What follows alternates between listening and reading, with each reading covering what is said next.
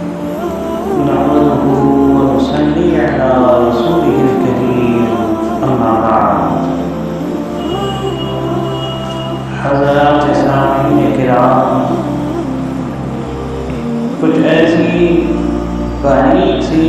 بنیادی باتیں ہوتی ہیں کہ جو عام طور سے ہم لوگ مردہ انجام دیتے ہیں، مگر ان کی طرف ہماری نگاہ اتنی آسانی سے نہیں پہنچ پاتی ہے، اور وہی بنیادی اور باریک سی باتیں جو چاہے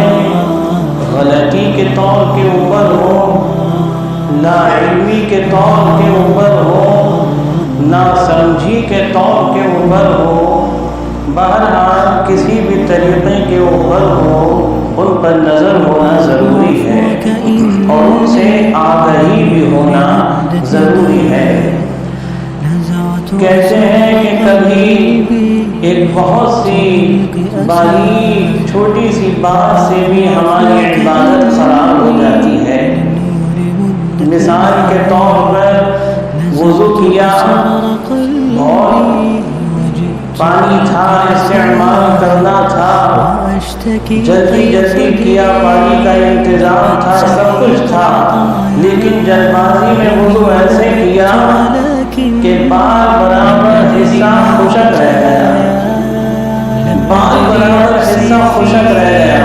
پانی بہت تھا، اللہ کا شکر ہے، انتظام تھا، سب کچھ تھا، لیکن جلد بازی تھی، عجلت تھی، یا کوئی بھی وجہ کہہ دیجیے کہ عادت تھی کہ صحیح سے وضو نہیں کرنا ہے، بس ایسے ہی جلدی کرنا ہے، تو ہاتھ بھی دھوئے، چہرہ بھی دھویا، پیر بھی دھوئے، لیکن ہاتھ اس انداز سے دھوئے کہ بال برابر حصہ خشک رہ گیا،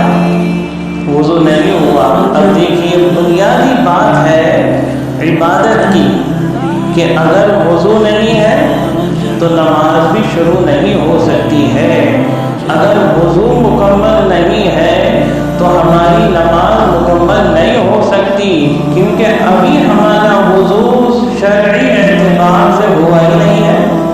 حضرت علی رضی اللہ عنہ کے متعلق آتا ہے کہ آپ فرماتے ہیں فَثَمَّ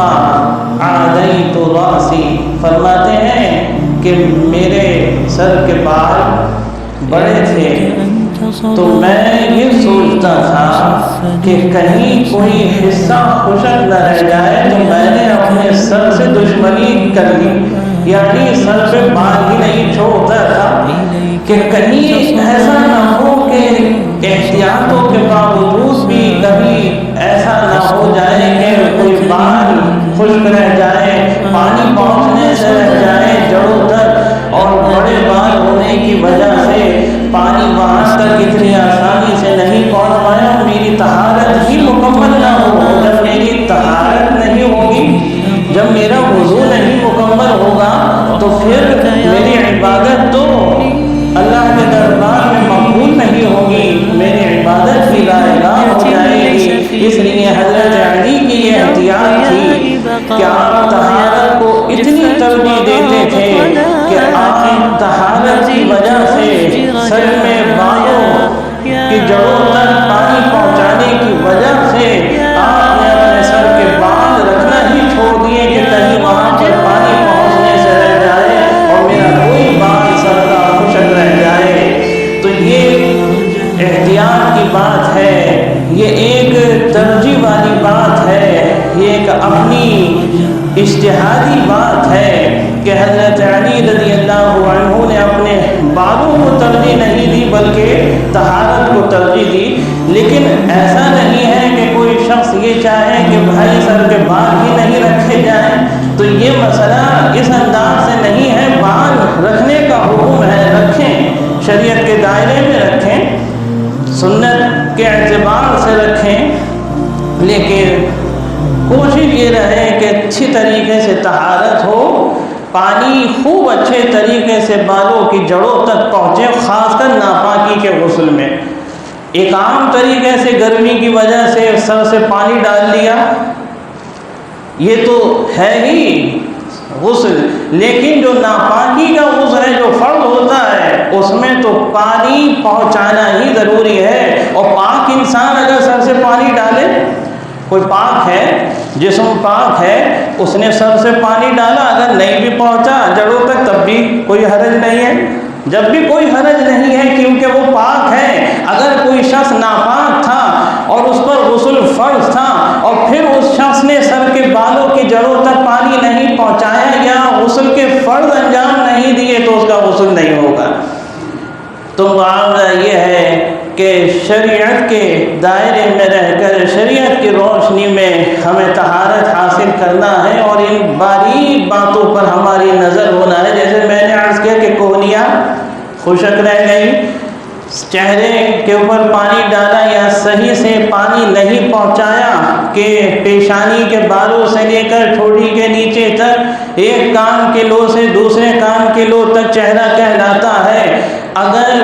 اس حصے میں جو چہرے کا جتنا حکم ہے کوئی بال برابر حصہ چہرے کا خشک رہ گیا یا کوہنیوں تک، انگلیوں کے سروں سے لے کر یہاں کوہنیوں تک ہاتھ دھونا فرض ہے، اگر اس میں کوئی بال برابر حصہ خشک رہ گیا یا پیروں کا گھٹوں تک حصہ جو وضو کے اندر دھونا فرض ہے اس میں اگر بال برابر حصہ خشک رہ گیا یا چوتھائی سر کا مسح فرض ہے اس میں اگر کچھ کمی رہ گئی کہ چوتھائی حصہ نہیں ہوا تو پھر اس میں وضو نہیں ادا ہوگا، اور جب وضو نہیں ادا ہوا تو پھر نماز بھی نہیں ادا ہوگی کیونکہ نماز شروع ہی نہیں ہوئی۔ اسی طریقے سے نماز کے تعلق سے ایک بات عرض کرنا ہے کہ ہمارے بعض نمازی حضرات، مصلی حضرات اتنی جلد بازی سے کام لیتے ہیں کہ رکعت حاصل کرنے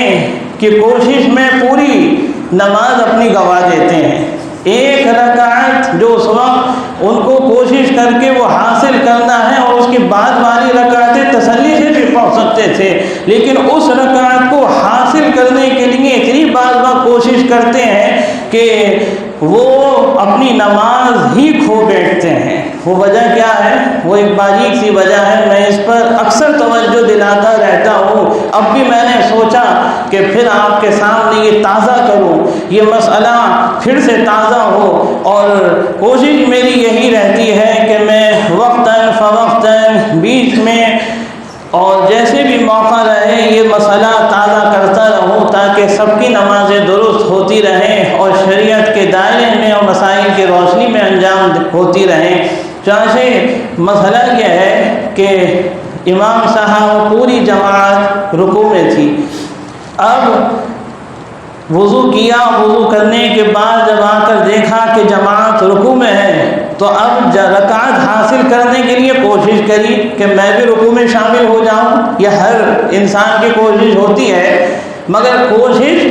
میں تھوڑی احتیاط کی ضرورت ہے۔ کوشش کیا ہے کہ رکعت حاصل کرنا ہے، رکعت حاصل کرنے کے لیے پہلے اللہ اکبر کہہ کر تکبیر تحریمہ کہنا ہے اور پھر 2-3 سیکنڈ رک کر پھر دوسری اللہ اکبر کہہ کر رکوع میں جانا ہے، کیونکہ یہ تکبیر تحریمہ جو ہے یہ فرض ہے، تکبیر تحریمہ فرض ہے۔ ہوتا کیا ہے، جلد بازی میں وضو کیا، وضو کر کے آئے، جماعت رکوع میں تھی، رکوع میں دیکھا جماعت کو، جلدی سے اللہ اکبر کہتے ہوئے رکوع میں چلے گئے، قیام ہی نہیں ہوا۔ اللہ اکبر قیام کی حالت میں کہنا ہے، قیام کا مطلب کھڑے ہونا، قیام کا مطلب ہے کھڑے ہونے کی حالت میں اللہ اکبر کس انداز سے کہا، جلدی سے عجلت سے کسی نمازی نے کہ اللہ اکبر، تو یہاں قیام ہی کب رہا، یہاں قیام ہی کب رہا، قیام جب نہیں ہوا تو ہماری نماز شروع ہی نہیں ہوئی،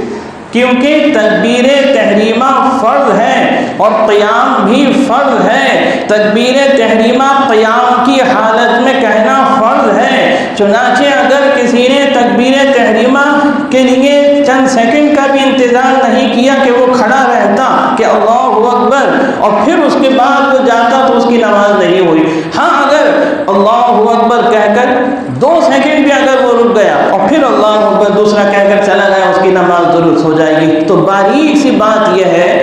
کہ جب جماعت کے لیے کوشش کی جائے، رکعت حاصل کرنے کی کوشش کی جائے، تو اس میں اتنی عجلت نہ ہو کہ ہماری نماز ہی سرے سے جاتی رہے، ہماری نماز ہی سرے سے جاتی رہے۔ ہمیں ایک رکعت اگر نہیں بھی مل رہی ہے تو باقی تو رکعتیں ملیں گی نا، جماعت کا تو ثواب ملے گا انشاءاللہ، جماعت سے تو ہم جڑ جائیں گے۔ ایسا نہیں ہے خدا نہ خواستہ کہ سلام ہی پھر رہا ہے، اور اگر اس وقت بھی چلیے مان لیا سلام بھی پھر رہا ہے اور نیت تھی، تو اللہ کے رسول کیا فرماتے؟ جماعت کا ثواب ملے گا۔ ایک شخص نے گھر سے کوشش کری، الجھ گیا، پھر بھی اس نے نکلنے کی کوشش کری، وضو نہیں تھا، وضو کیا، آ کر دیکھا جماعت ہو گئی، یا مسجد میں آ کر دیکھا گھر سے وضو کر کے چلا، ضروری کام سے فارغ ہو کر دیکھا کہ جماعت ہو چکی ہے اور نیت جماعت حاصل کرنے کی تھی، اس نے پوری کوشش کری مگر نہیں پہنچ پایا۔ ایسی مجبوریاں آ گئی، بعض وقت آ جاتی ہیں انسان کے ساتھ، ایسی مجبوریاں آ جاتی ہیں، تو اللہ کے رسول صلی اللہ علیہ وسلم فرماتے ہیں نیت کے مطابق اسے ثواب جماعت کا ملے گا۔ دیکھیں کتنا پیارا اسلام ہے، کتنا اللہ کا کرم ہے، اپنے بندوں پہ اللہ کتنا مہربان ہے کہ جماعت نہیں پڑی، جماعت نہیں پڑی، لیکن جماعت سے جڑنے کا اس کا ارادہ تھا، جماعت میں شامل ہونے کی نیت تھی، جماعت کے ساتھ نماز ادا کرنے کی نیت تھی، اللہ نے اس نیت کے اوپر اسے جماعت کا ثواب دے دیا۔ وہ واقعہ بڑا مشہور ہے، میں وہ واقعہ عرض نہیں کروں گا، صرف اس کی آخری جو لب لباب ہے وہ بات عرض کروں گا، جو حکم ہے کہ وہ شخص جس نے 100 قتل کیے تھے اور اس کو یہ بتایا گیا تھا کہ فلاں بستی میں چلے جاؤ، اللہ تعالیٰ تمہیں معاف فرما دے گا، وہاں اللہ والے رہتے ہیں، وہاں جا کر تم توبہ کرنا، استغفار کرنا۔ چنانچہ وہ شخص چلا تھا،